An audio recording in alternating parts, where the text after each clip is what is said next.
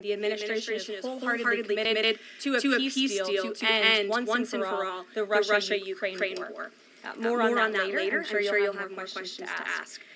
This week, the President has continued to deliver on his promises to the American people. According to new polling that was released at the beginning of this week by CBS News, an overwhelming 70% of Americans said that President Trump is following through on what he pledged to do during his historic campaign. The poll also revealed that Americans see President Trump as a tough, energetic, focused, and effective leader, fighting hard to improve their lives and our country. And yesterday, in particular, was a truly special day for the United States of America. Thanks to the great leadership of President Trump and the strong and tough leadership of President Trump, Mark Fogel, an American teacher detained by Russia, was returned to American soil and met with the President here at the White House last night.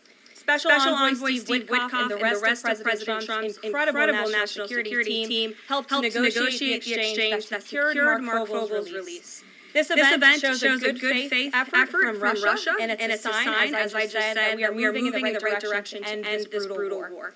Malphine Fogel, Mark's 95-year-old mother, was understandably very worried that she would never see her son again after his arrest in 2021. Mrs. Fogel was actually slated to join President Trump on stage at the July 13th Butler, Pennsylvania rally to speak out for Mark. And then the infamous assassination attempt against President Trump took place. But that day, before the rally, President Trump promised Mark's mother that when he returned to the White House, he would bring her son home. God saved President Trump's life on that day in Butler, Pennsylvania, and now Mark Fogel is back home safely with his family as a result. God is good. The President also continues to bring back common sense to our government. This week, he signed an EO to end the procurement and forced use of paper straws. Taxpayer dollars were wasted on these non-functional and massively unpopular products for no other reason than it made radical activists feel good about themselves. And on trade, President Trump continues to take bold action to protect America's critical steel and aluminum industries, much like he did in his first term. And the President signed proclamations to close existing loopholes and exemptions to restore a true 25% tariff on steel and elevate the tariff on aluminum to 25% as well. This administration believes these tariffs will protect our national security and put American workers first.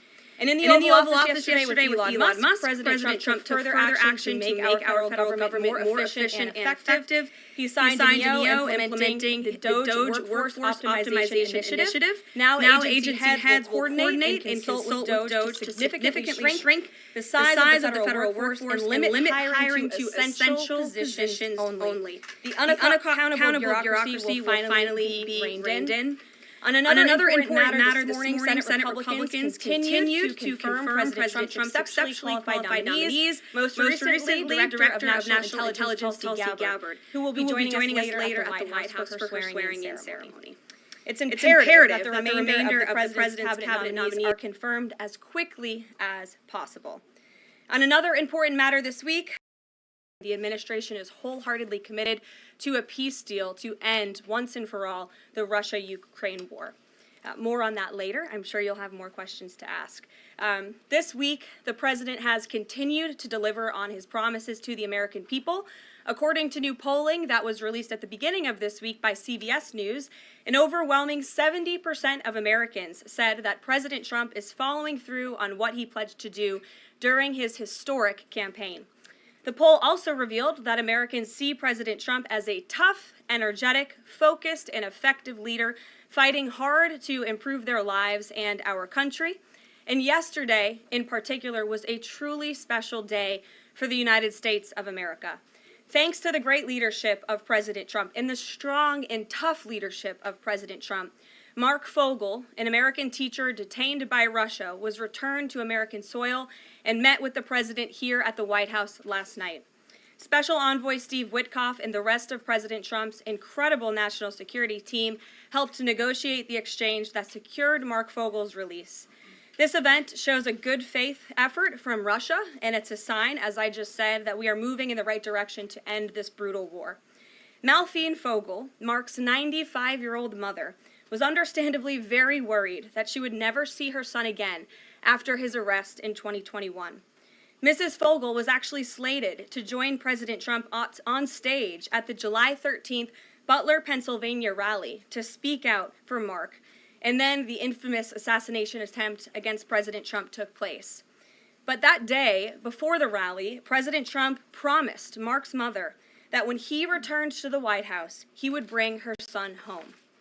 God saved President Trump's life on that day in Butler, Pennsylvania, and now Mark Fogel is back home safely with his family as a result. God is good. The president also continues to bring back common sense to our government. This week, he signed an EO to end the procurement and forced use of paper straws. Taxpayer dollars were wasted on these non-functional and massively unpopular products for no other reason than it made radical activists feel good about themselves. And on trade, President Trump continues to take bold action to protect America's critical steel and aluminum industries, much like he did in his first term. And the president signed proclamations to close existing loopholes and exemptions to restore a true 25% tariff on steel and elevate the tariff on aluminum to 25% as well. This administration believes these tariffs will protect our national security and put American workers first. And in the Oval Office yesterday with Elon Musk, President Trump took further action to make our federal government more efficient and effective. He signed an EO implementing the DOGE Workforce Optimization Initiative. Now agency heads will coordinate and consult with DOGE to significantly shrink the size of the federal workforce and limit hiring to essential positions only. The unaccountable bureaucracy will finally be reined in. On another important matter this morning, Senate Republicans continued to confirm President Trump's exceptionally qualified nominees, most recently Director of National Intelligence Tulsi Gabbard, who will be joining us later at the White House for her swearing-in ceremony. It's imperative that the remainder of the president's cabinet nominees are confirmed as quickly as possible. On another important matter this week, illegal alien criminals continue to be arrested and sent home as part of the ongoing mass deportation effort of the Trump administration. Just this week, 2 planes with 190 Venezuelan illegal aliens arrived in the Venezuelan capital from Fort Bliss, Texas. Here are some of the criminal illegal aliens who were arrested in the country this past week. ICE Atlanta arrested a citizen of Nigeria who had been convicted of money laundering. ICE San Antonio arrested a citizen of Mexico who had been convicted of assault. ICE Denver arrested a citizen of Mexico who had been convicted of aggravated assault. And ICE Houston arrested a citizen of Mexico who had been convicted of aggravated assault. Now, before I take questions, I would like to address an extremely dishonest narrative that we've seen emerging over the past few days.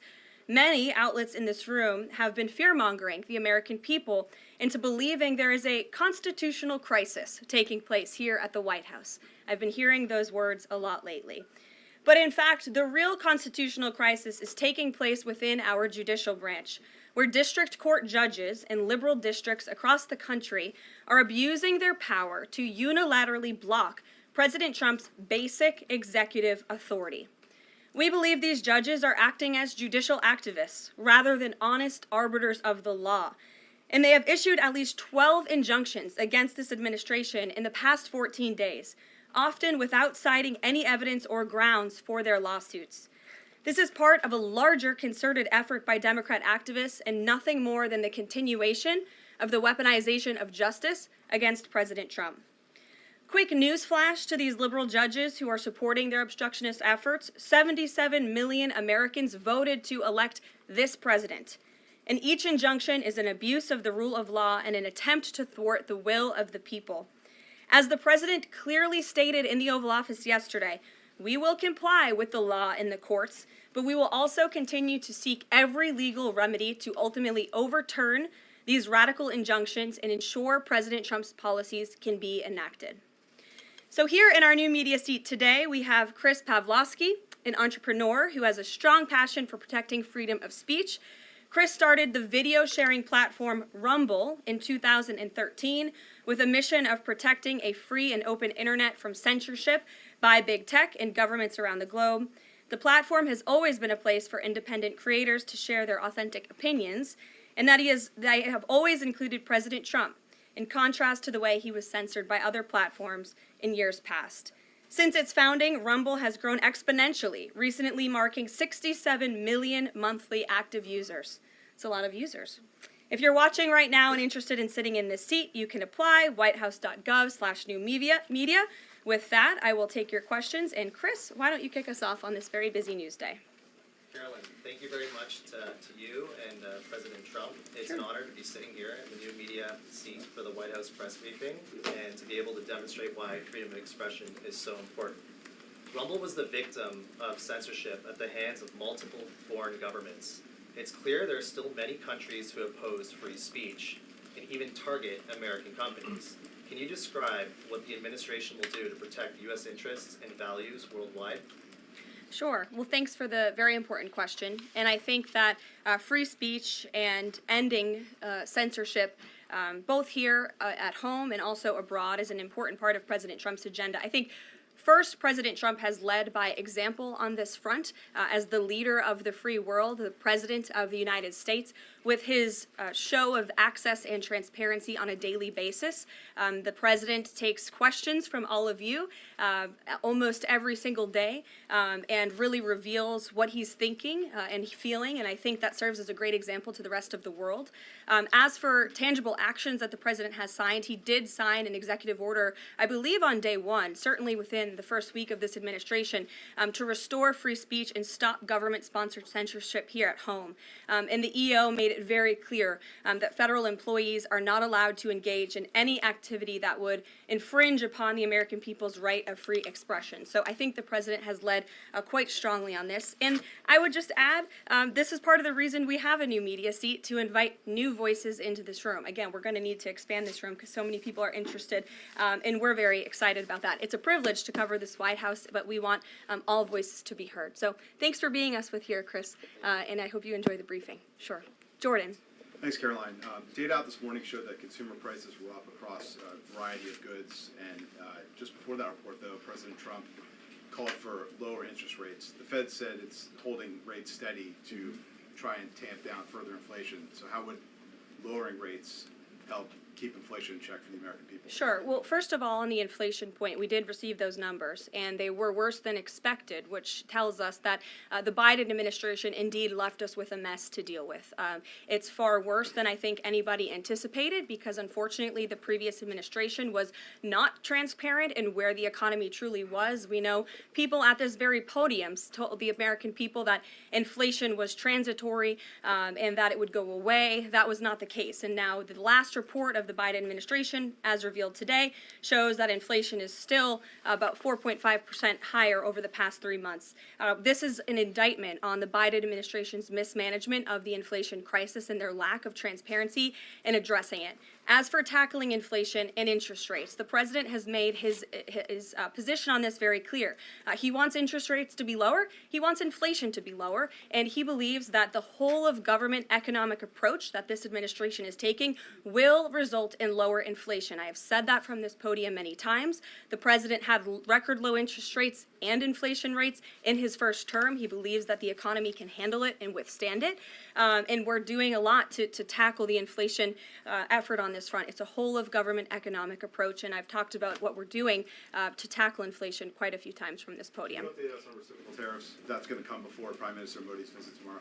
I do believe it will come before the Prime Minister's visit tomorrow, and I will let the President discuss the details on the reciprocal tariff front, but this is something he believes strongly in, and it's very simple logic as to why the President wants to impose reciprocal tariffs. It's the golden rule, which we all learned when we were growing up in school. Treat others the way you want to be treated, and far too many nations around this world have been ripping off the United States of America for far too long, and that's why the President believes this will be a great policy that will benefit American workers and improve our national security. JJ. On Doge and the fraud claims, Elon Musk in the Oval yesterday gave us some information on that. We're just wondering if there's some proof, evidence. Is the White House willing to share evidence of those fraud claims, or can Elon Musk come to the briefing room and share material evidence of what he's talking about? Sure. I would love for Elon Musk to the briefing. We had him go to the Oval Office yesterday, where I think he provided great answers. He was speaking in layman's terms, speaking common sense to all of you in the media, but also to Americans at home. But I would say especially to all of you in the media, because I think it's a real fallacy that there's this alleged lack of transparency when it comes to Doge. President Trump and Elon Musk have been incredibly transparent on what Doge is doing. There is an X account with the Doge handle. They are tweeting out what they are doing on a daily basis. They have a website where they are posting the receipts of the contracts that they are reviewing and the payments that they have stopped from going out the door. The secretaries of our departments have stopped from going out the door. And I would also say that before it was Elon Musk making our government efficient and accountable, it was some unnamed bureaucrat that none of you knew. Elon Musk is the richest man in the world. He's also now one of the most highly scrutinized men in the world alongside President Trump because of what he's doing and the access that he is allowing. So there's great transparency. As for the actual receipts, we are happy to provide them, and I actually brought some today because all of you know I love to bring the receipts. We have contracts upon contracts that we can send and provide this information to you. Let me be very clear. We are not trying to hide anything. We have been incredibly transparent, and we will continue to be. These are screenshots of contracts that Doge found across our government. This is a DEI contract, $36,000 for U.S. citizenship and immigration services. That is against the president's policies and his America First agenda. This is a $3.4 million contract, a Council for Inclusive Innovation at the U.S. Patent and Trademark Office, Department of Commerce, another DEI contract that Doge identified. I can continue to go through these. Oh, I love this one, $57,000 for climate change in Sri Lanka. What is this doing to continue the interests of the American people? Absolutely nothing. These are the line items across the federal government that Doge is identifying daily. They're moving very fast. There's a lot of paper that we can show you, but we're happy to do it. This administration has been more than transparent about what Doge is doing. And here's one of their tweets that they posted about the mine. I believe this is in Pennsylvania, where the federal employee retirement system is being processed. Did anybody know this was even happening in our country before Elon Musk talked about it in the Oval Office yesterday? A lot of Americans didn't. So we are providing transparency and accessibility on a daily basis when it comes to Doge. And I also have a Doge daily report, if anybody would like it, on all of the things that they are identifying and finding. We're happy to provide this information to you. We're talking about it every single day. Are all those things you just mentioned fraud, or are they waste, or are they just contrary to the president's policies? I would argue that all of these things are fraudulent, they are wasteful, and they are an abuse of the American taxpayer's dollar. This is not what the government should be spending money on. It's contrary to the president's priorities and agenda. And again, we can continue to provide you the receipts for all of the fraud, waste, and abuse. And if anybody in here wants to argue that the federal government is not fraudulent in some capacity, be my guest, because I think the American people watching at home would beg to differ. Caroline. Mary. Hey, more on the judges. Does the White House believe the courts have the authority to issue these nationwide injunctions? We believe that the injunctions that have been issued by these judges have no basis in the law and have no grounds, and we will, again, as the president said very clearly yesterday, comply with these orders, but it is the administration's position that we will ultimately be vindicated, and the president's executive actions that he took were completely within the law, they were constitutional, and we look forward to the day where he can continue to implement his agenda. And I would just add, it's our view that this is the continuation of the weaponization of justice that we have seen against President Trump. He fought it for 2 years on the campaign trail. It won't stop him now.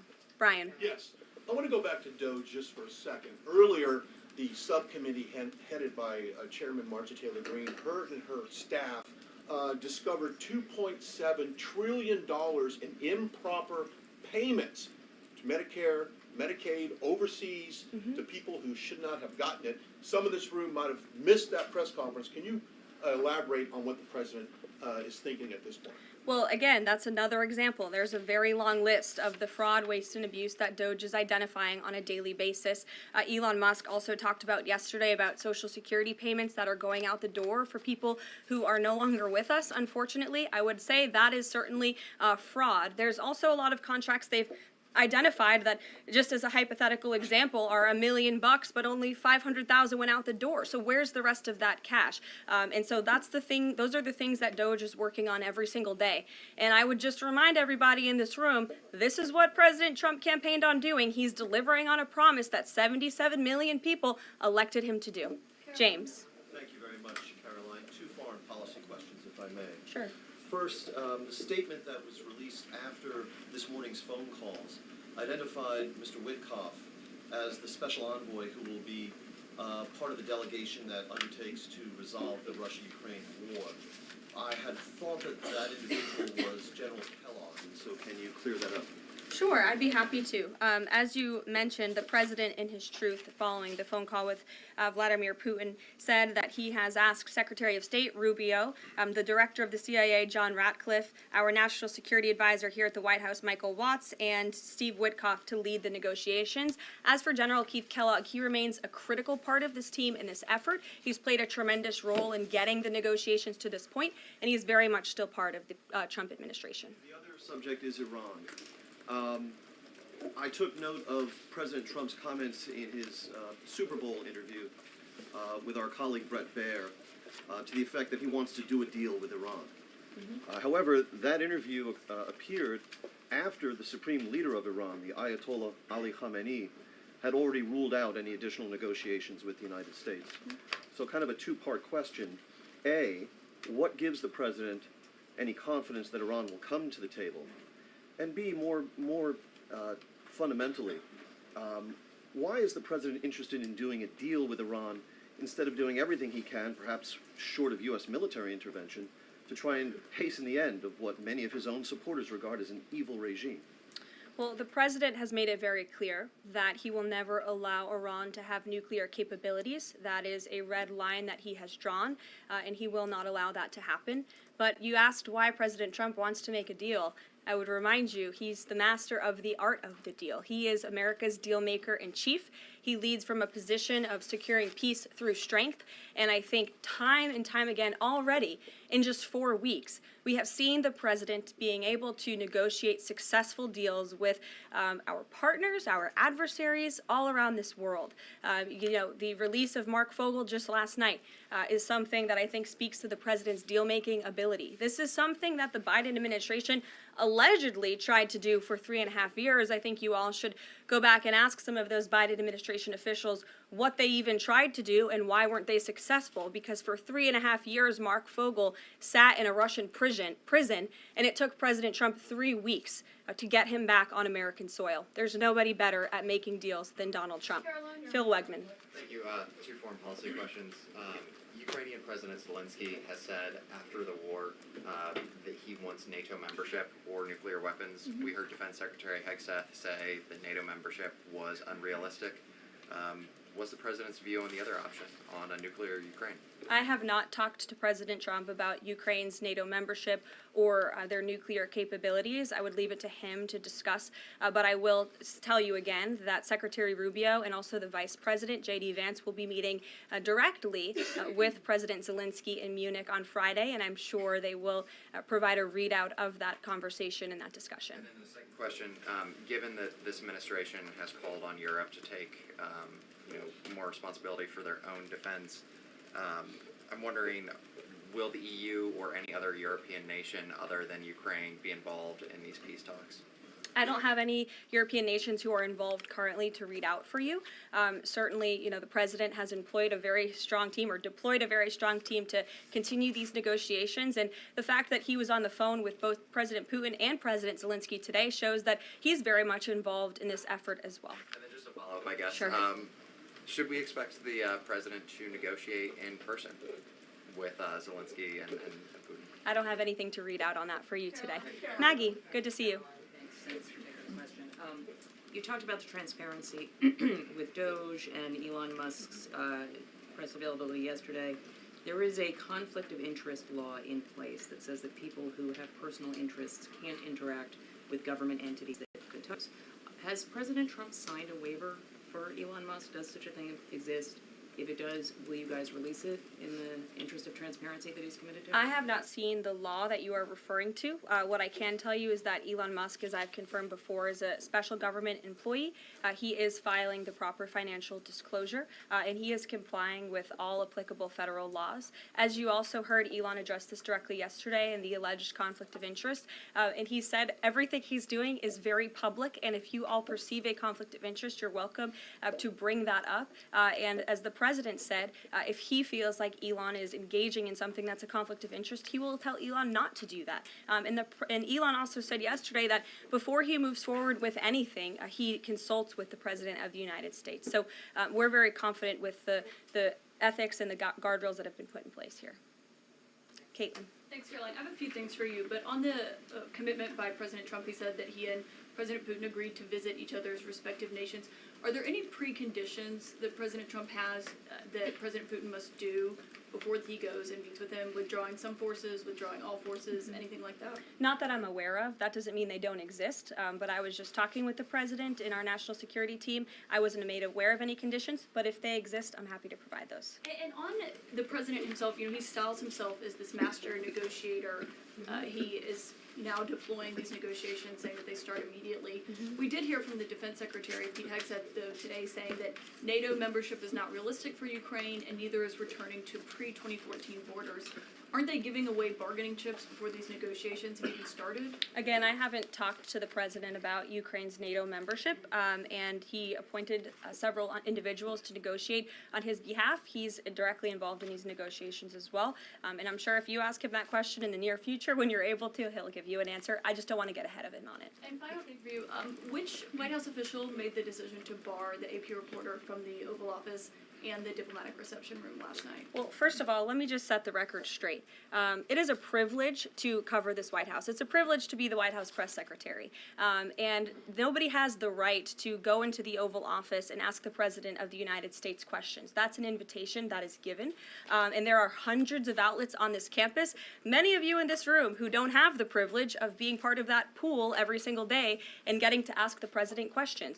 We reserve the right to decide who gets to go into the Oval Office, and you all have credentials to be here, including the Associated Press, who is in this briefing room today. But isn't it retaliatory in nature is the argument, because there's a reason that the AP was barred, which they said was because they're not using the phrase Gulf of America, they're using Gulf of Mexico in line with their standards.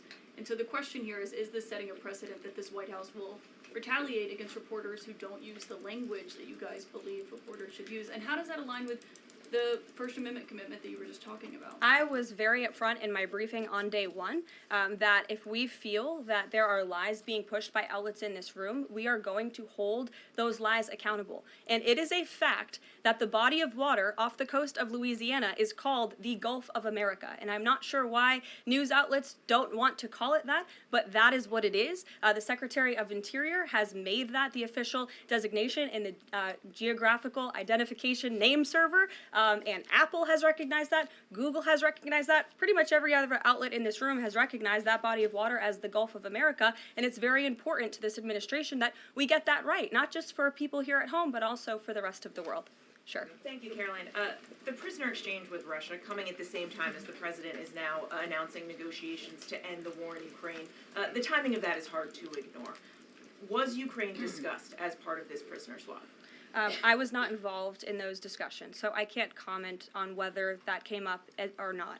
What I can say is that this was a very good deal for the United States of America and for the rest of the world. As you know, we have confirmed that the Russian who will be returning home very soon, Alexander Vinnik, was a non-violent crypto criminal, and as part of this exchange, he has forfeited more than $100 million that he obtained in that illegal crime. And in exchange, of course, we got Mark Fogel, who is a middle school teacher who kissed the American soil, but kissed the ground last night when he returned to the United States of America. It was a great deal and a great day for our country, and I think everybody, regardless of political affiliation, agrees with that. And was Russia made aware ahead of time of the parameters that the administration and Secretary Hegseth was going to be announcing today? The NATO perimeters? Yes. I'm not sure. You'd have to ask Secretary Hegseth in the Defense Department on that, since he announced them.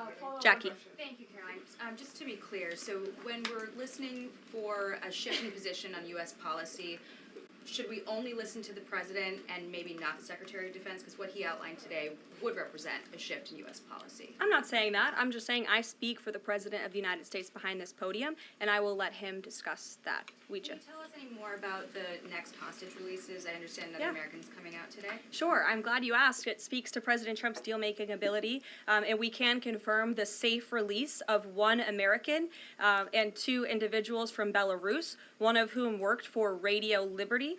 Out of respect for the privacy of these individuals, their request, we have no further details to announce on their identities, but we can confirm that one American was released today, and it's a remarkable victory on the heels of Mark Fogel returning to America last night. Anything on who the U.S. might be releasing in exchange? I don't have details on that at this moment.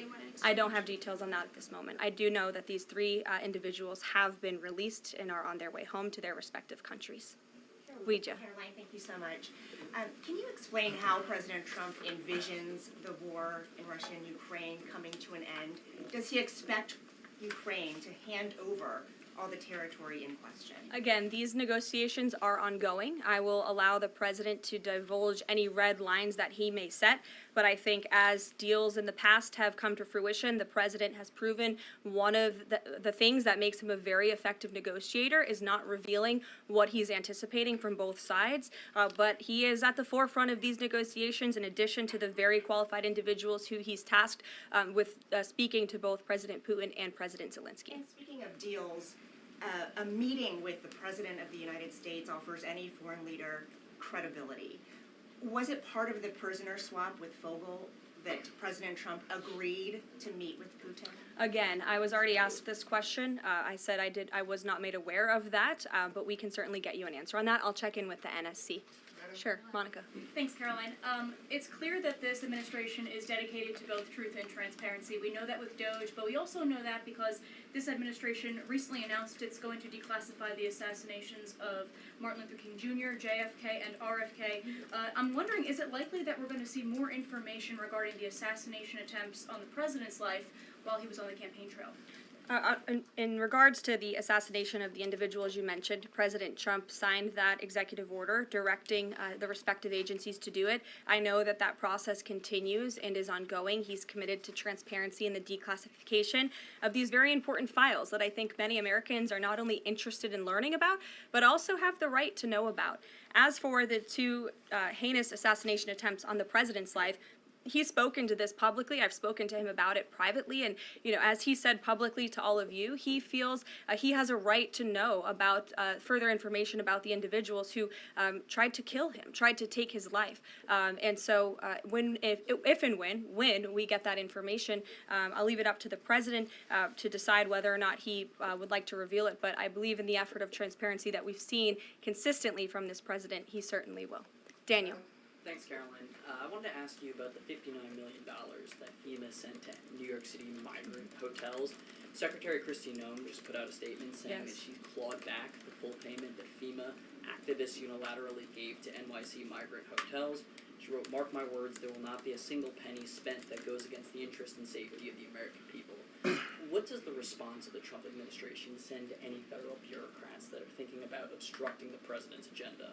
They will be held accountable. The president is signing executive orders daily, and he expects all officials across the administration, regardless if they are a political appointee or if they are a career bureaucrat, to adhere to the will of the American people and the 77 million Americans who reelected President Trump. He is here for a reason, and he is focused every day on implementing his administration's goals and sending $59 million to a migrant hotel to house illegal immigrants when there are still people in North Carolina and California who have not received FEMA funding is not something that this administration is going to tolerate. Deanna. Thank you so much, Caroline. One on New York and one Russia, please. On New York City Comptroller Brad Lander is accusing DOJ of clawing back $80 million that was intended for New York City FEMA funding. Wondering if you've heard about that figure, if that figure is accurate, and why that money was taken back. I have not heard about that figure. DOJ is moving very quickly, but I can get the receipts and gladly send them to you. I know that story is likely of great interest to the New York Post. And then one John. on Russia, please. Sure. Is President Trump waiting for a kind of signal or an action from Putin to go to Russia? And just, would he be willing to go to Ukraine in the future? I don't have any decisions to make on the president's potential visit to Russia or any in-person meeting at this time. John. Karoline, two questions, one on foreign policy, one on domestic policy. Following up on the president's call that he had with President Putin, does the president view Russia, does he view President Putin as an ally, as a partner, as a competitor, or as an adversary? I believe this nation views Putin and Russia as a great competitor in the region, at times an adversary, but as the president has said as well, he enjoys having good diplomatic relationships with leaders around the world, finding that common ground, also calling them out when they are wrong, and leading from a position of peace through strength. That's the president's greatest strength, and we've seen that again, time and time again. And then as you pointed out in your statement regarding the confirmation of Tulsi Gabbard, there was one Republican who voted against the nomination of Tulsi Gabbard. It was Senator Mitch McConnell. Similarly, how does the administration view Senator McConnell? Can he be a partner in the president's legislative agenda? Are you disappointed that he voted against not only Tulsi Gabbard, but also Pete Hegseth to be the defense secretary? I think we're greatly disappointed in any Republican who chooses willfully to vote against the president's exceptionally qualified cabinet nominees and picks to lead his America First administration. Not a single Democrat swayed from voting against President Biden's nominees, and we know how many of them turned out. They turned out to be atrocious at their jobs, leaving America much worse than they were when they took the oath of office. And so I've said it repeatedly from this podium. I addressed it at the beginning of my remarks. We expect all Republicans to vote, to stay tough and strong, vote for President Trump's nominees so we can get to work and continue to work very hard to implement this president's agenda. Sure. Thank you, Karoline. On South Korea is currently in a chaotic situation. How does the President Trump react to the current chaotic situation in South Korea? Secondly, if South Korea needs help from the United States, what role do you think the U.S. will play? Sure. I haven't spoken to the president about the ongoing situation in South Korea. I would defer you to his previous statements. And I can also see if I can get you something new from the National Security Council, who I'm very confident the officials that are focused on South Korea are on this. I just haven't spoken to them about it, but I'm happy to provide that for you. Yes. Thank you, Caroline. Does Elon Musk have power of the presidency? Absolutely not. Right. That's a ridiculous question. I asked that question because, the Democrats have been hurling insults at Elon Musk, hurling attacks, calling him President Musk. Most recently, Jamie Raskin, the congressman, took it a step further, calling for Musk's impeachment, saying that he somehow usurped the power of the presidency. What's your response? It's utterly ridiculous. Elon Musk addressed this in the Oval Office yesterday. The president addressed it as well. Elon Musk is serving at the pleasure of the president, just like everybody else on this team. He takes directives directly from the president of the United States. And I think some of the comments that you referred to are nothing more than a failed attempt from the media and from Democrats to try to sow division in this White House. We saw them do it in the first term. We're not going to let them do it in the second term. This is a unified team who is working at the pleasure of the president to do what's right for the American people. I have one more quick housekeeping note before I leave you all today. The president wanted me to share with all of you that he had a wonderful meeting with King Abdullah of Jordan yesterday. They discussed many things, including the Gaza Strip and its future at great length. The king would much prefer that the Palestinians stay in place, with the additional land to be used for new development, which would greatly create jobs at levels never seen before. But the president feels it would be much better and more majestic if these Palestinians could be moved to safer areas. I would just add to that the president remains wholeheartedly committed to seeing peace in the Middle East, and our Arab partners in the region have been tasked with coming up with a peace plan to present to the president. That is ongoing. King Abdullah mentioned that yesterday. He also committed to accepting 2,000 sick children from the Gaza Strip, which the president called a beautiful gesture. So the administration continues to work with our Arab partners in the region. We stand closely with our ally Israel, and the president has presented this big, new, bold idea to secure peace in the Middle East, and he is not going to waver from that. And we look forward to seeing that goal of this administration achieved as well. Thank you very much, everybody, and we'll see you very soon. Have a great day. and the administration is wholeheartedly committed to a peace deal to end once and for all the Russia-Ukraine war. More on that later. I'm sure you'll have more questions to ask. This week, the president has continued to deliver on his promises to the American people. According to new polling that was released at the beginning of this week by CBS News, an overwhelming 70% of Americans said that President Trump is following through on what he pledged to do during his historic campaign. The poll also revealed that Americans see President Trump as a tough, energetic, focused, and effective leader fighting hard to improve their lives and our country. And yesterday, in particular, was a truly special day for the United States of America. Thanks to the great leadership of President Trump and the strong and tough leadership of President Trump, Mark Fogel, an American teacher detained by Russia, was returned to American soil and met with the president here at the White House last night. Special Envoy Steve Witkoff and the rest of President Trump's incredible national security team helped to negotiate the exchange that secured Mark Fogel's release. This event shows a good faith effort from Russia, and it's a sign, as I just said, that we are moving in the right direction to end this brutal war. Malphine Fogel, Mark's 95-year-old mother, was understandably very worried that she would never see her son again after his arrest in 2021.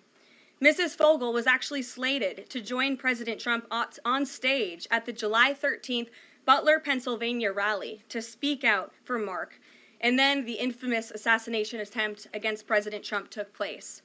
But that day, before the rally, President Trump promised Mark's mother that when he returned to the White House, he would bring her son home. God saved President Trump's life on that day in Butler, Pennsylvania, and now Mark Fogel is back home safely with his family as a result. God is good. The president also continues to bring back common sense to our government. This week, he signed an EO to end the procurement and forced use of paper straws.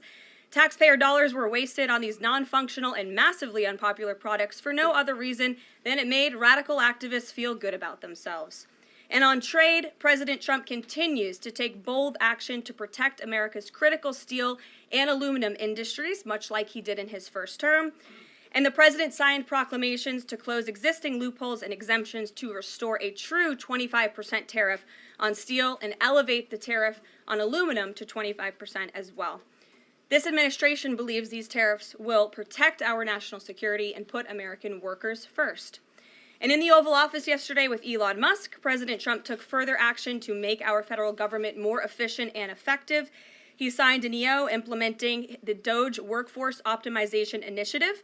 Now agency heads will coordinate and consult with DOGE to significantly shrink the size of the federal workforce and limit hiring to essential positions only. The unaccountable bureaucracy will finally be reined in. On another important matter this morning, Senate Republicans continued to confirm President Trump's exceptionally qualified nominees, most recently Director of National Intelligence Tulsi Gabbard, who will be joining us later at the White House for her swearing-in ceremony. It's imperative that the remainder of the president's cabinet nominees are confirmed as quickly as possible. On another important matter this week, illegal alien criminals continue to be arrested and sent home as part of the ongoing mass deportation effort of the Trump administration. Just this week, 2 planes with 190 Venezuelan illegal aliens arrived in the Venezuelan capital from Fort Bliss, Texas. Here are some of the criminal illegal aliens who were arrested in the country this past week. ICE Atlanta arrested a citizen of Nigeria who had been convicted of money laundering. ICE San Antonio arrested a citizen of Mexico who had been convicted of assault. ICE Denver arrested a citizen of Mexico who had been convicted of aggravated assault. And ICE Houston arrested a citizen of Mexico who had been convicted of aggravated assault. Now, before I take questions, I would like to address an extremely dishonest narrative that we've seen emerging over the past few days. Many outlets in this room have been fear-mongering the American people into believing there is a constitutional crisis taking place here at the White House. I've been hearing those words a lot lately. But in fact, the real constitutional crisis is taking place within our judicial branch, where district court judges in liberal districts across the country are abusing their power to unilaterally block President Trump's basic executive authority. We believe these judges are acting as judicial activists rather than honest arbiters of the law. And they have issued at least 12 injunctions against this administration in the past 14 days, often without citing any evidence or grounds for their lawsuits. This is part of a larger concerted effort by Democrat activists and nothing more than the continuation of the weaponization of justice against President Trump. Quick news flash to these liberal judges who are supporting their obstructionist efforts: 77 million Americans voted to elect this president. And each injunction is an abuse of the rule of law and an attempt to thwart the will of the people. As the president clearly stated in the Oval Office yesterday, we will comply with the law in the courts, but we will also continue to seek every legal remedy to ultimately overturn these radical injunctions and ensure President Trump's policies can be enacted. So here in our new media seat today, we have Chris Pavlovsky, an entrepreneur who has a strong passion for protecting freedom of speech. Chris started the video sharing platform Rumble in 2013 with a mission of protecting a free and open internet from censorship by big tech and governments around the globe. The platform has always been a place for independent creators to share their authentic opinions, and they have always included President Trump, in contrast to the way he was censored by other platforms in years past. Since its founding, Rumble has grown exponentially, recently marking 67 million monthly active users. It's a lot of users. If you're watching right now and interested in sitting in this seat, you can apply, whitehouse.gov/newmedia. With that, I will take your questions. And Chris, why don't you kick us off on this very busy news day? Karoline, thank you very much to you and President Trump. It's an honor to be sitting here in the new media seat for the White House press briefing and to be able to demonstrate why freedom of expression is so important. Rumble was the victim of censorship at the hands of multiple foreign governments. It's clear there are still many countries who oppose free speech and even target American companies. Can you describe what the administration will do to protect U.S. interests and values worldwide? Sure. Well, thanks for the very important question. And I think that free speech and ending censorship, both here at home and also abroad, is an important part of President Trump's agenda. I think, first, President Trump has led by example on this front.